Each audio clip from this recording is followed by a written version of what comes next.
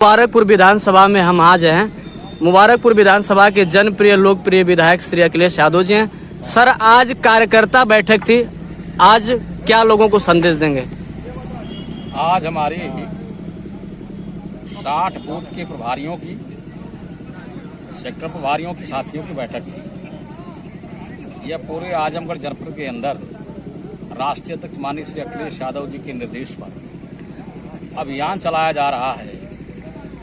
हम लोग अपने संगठन को आगामी लड़ाई को देखते हुए चुस्त दुरुस्त करने में लगे हैं और बहुत बड़े पैमाने पर सरकारी कर्मचारियों द्वारा समाजवादी मत के लोगों का मतदाता सूची से नाम काटा जा रहा है। पिछली बार भी ऐसा हुआ था, इस बार भी मतदाता सूची में गड़बड़ी की जा रही है।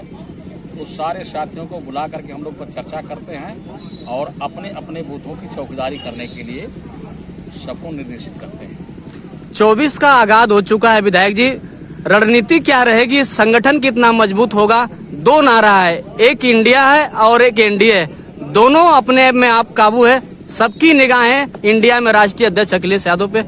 क्या इतिहास रहेगा?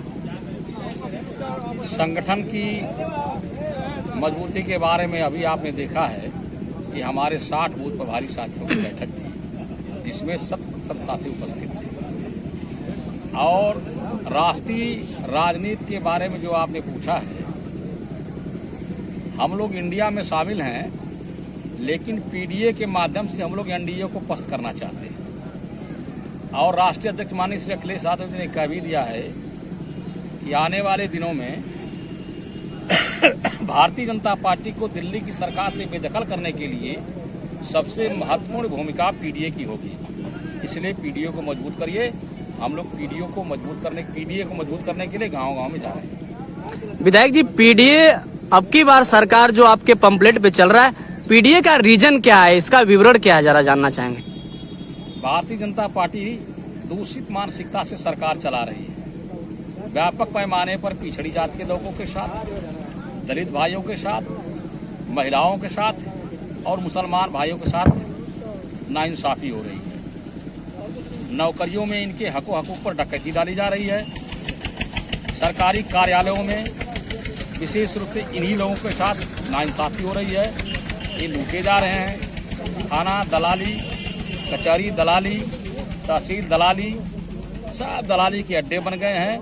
गरीब आदमी, किसान, मजदूर, विद्यार्थी, सबके सब लोग परेशान हैं। तो जिन लोगों के साथ सरकार लगातार अत्याचार कर रही है, उन लोगों को हम लोग एक मंच पर इकट्ठा करके एनडीए को दिल्ली से हटाना चाहते हैं। आखिरी सवाल है विधायक जी, अभी 5 से 7 दिन में सुहेलदेव भारतीय समाज पार्टी के राष्ट्रीय अध्यक्ष ओम प्रकाश राजभर जी ने कहा कि देश में सबसे बड़ा अगर कोई झूठ बोलने वाला नेता है तो अखिलेश यादव है।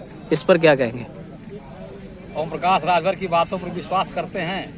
उनकी बातों को सुन करके आपको गुस्सा लगता है कि नहीं लगता है? अखिलेश यादव जैसे ईमानदार, पढ़े लिखे, समझदार नेतृत्व के खिलाफ इस तरह की भाषा कौन सा आदमी इस्तेमाल कर सकता है? अब मैं नहीं कर सकता। कोई सिरफिरा ही इस तरह की बातें अखिलेश यादव को कर सकता है। और जहां तक ओम प्रकाश राजभर का सवाल है, ओम प्रकाश राजभर की दूसरी कहानी है। कभी यही बातें वो देश के प्रधानमंत्री मोदी जी के लिए भी कहा करते थे, जोगी के लिए भी कहा करते थे। तो उनकी किस बात पर यकीन किया जाए? अब उत्तर प्रदेश की राजनीति में ओम प्रकाश राजभर का कोई मतलब नहीं है। उनकी पदलोलुपता के बारे में, उनके लालच के बारे में, उनके बड़बोलेपन के बारे में उत्तर प्रदेश की जनता जान चुकी है। और सही है कि वो बेचारे परेशान हैं। गए थे मंत्री बनने की भी हैसियत में अभी नहीं हो पाए और उनको कोई पूछने वाला है नहीं पूरी भारतीय जनता पार्टी में। तो उल्टा पलटा बोल के अपना स्थान भारतीय जनता पार्टी में बनाना चाहते हैं। लगने दीजिए, उनसे कुछ करने से होने वाला नहीं है। आजमगढ़ फिर समाजवादियों का गढ़ 2024 में कहलाएगा, क्या रहेगा निर्णय और क्या संगठन रहेगा? आजमगढ़ तो समाजवादियों का है ही। थोड़ा सा चूक हो गई हम साथियों से काम करने में, वरना आजमगढ़ चौधरी चरण सिंह के जमाने से नेता माननीय मुलायम सिंह यादव जी के जमाने से और अखिलेश यादव जी के जमाने तक समाजवादी है और समाजवादी रहेगा। किसी दूसरे के लिए कोई मौका आजमगढ़ में नहीं। आखिरी में क्या संदेश देंगे आज लोगों को? अगर